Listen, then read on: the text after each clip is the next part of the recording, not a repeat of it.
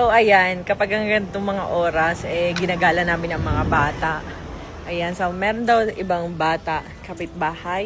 So hindi siya kapitbahay. Wala kasing masyadong tao dito sa subdivision namin, puro matatanda, ganun.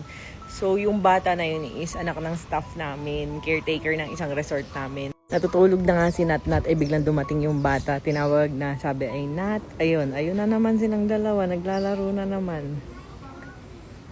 Ayan. As in, nakakatawa. Natutulog na siya sa braso ko. Tapos sabi ng bata, Nat! Sabi ni Nat. Tapos takbo agad siya. Ano kasi siya, parang sabik na sabik sa kalaro. Kaya alam nyo guys, dati, sabi ko, gusto ko na rin talagang sundan si Talia. Gusto na rin naman ang asawa ko. Kaya si Nat.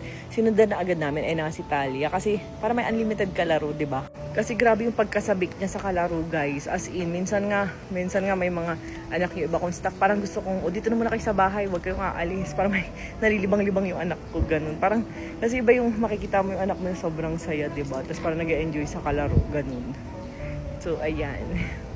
Sabi nga ng asawa ko, di ba medyo maselan kumain si Nat. Sabi niya, Mami, yung kayong bata, yung anak ng staff nga namin tuwing kakain daw ay doon na nga sa bahay pakainin. Parang si Nat nagaganahan kumain.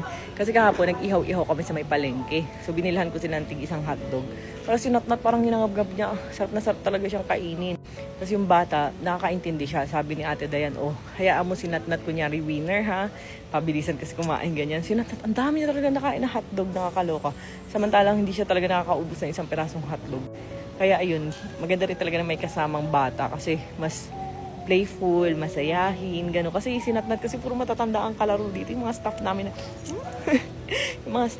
na, yung mga kalaro niya. Ayun, si Ate Dayan at si Ching Ching. Ayun, tingnan niyo, nasa duyan, malapit sa basurahan. Ayun, si Nat.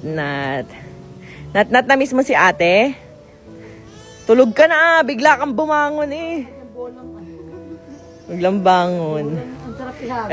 Ito magkapatid itong dalawa. Ito, kasi ito si Nat, ayan. Na-miss mo si ate? Na-miss mo? Ate Nat! Na-miss mo si ate? Yes daw, ayan. Na-miss niya. May kalaro na siya. Diba? Anlilaro na sila. Ayun tingnan nyo kasi si Ching Ching, ang kalaro niya matatanda. Charis. Ching Ching! Marunong na. Ayan, ganyan lang kami dito maghapon. Diba? Wala magawa. Pag hindi kami gumagala, guys, tamang ganyan lang. Banding mga kids. Ayan. Walk lang si Buntis. Wait lang guys, may papakita kasi ako sa inyo. So, ayan. This, May, new packaging na tayo ng Kagayako soap. Kasi alam nyo guys, super trending. Ito yung formulation na minahal nyo ng 2022. Pero baka ilan sa inyo nakatry nito. Tas parang yung mga second release, napangitan na kayo. Kasi guys, alam nyo sobrang nag-trending. Sobrang dami po na meke nung sabon natin. Na basta may Rosmar, akala nyo kasi akin na yun. So this time, charan! New packaging, 5 pieces na per pack. And ayan, 10 piraso na guys. Buy one, take one na pouch, 299 pesos pa rin. And ang isang piraso guys is 49 pesos pa rin. Pero guys, try nyo. Ito yung magaspang amoy vanilla na minahal nyo noong 2022. Ito po yun. And charan! Ang ating tawas kalamansi na sabon. Ayan. Ganun din, 299 sampo.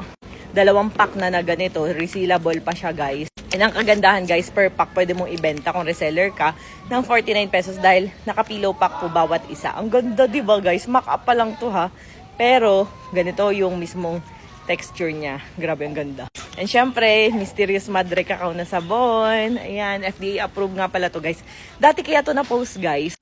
Kasi nga, FDA approved na siya nung 2023 ata, ganun. Tapos na-expired. Nung nire-renew namin, na tagalan.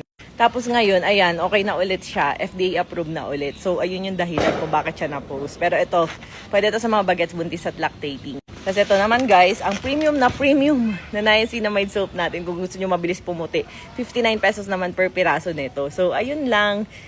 Yung mga gusto mag-reseller distributor, mag-line up na kayo. Kasi, ubusan na naman yan guys.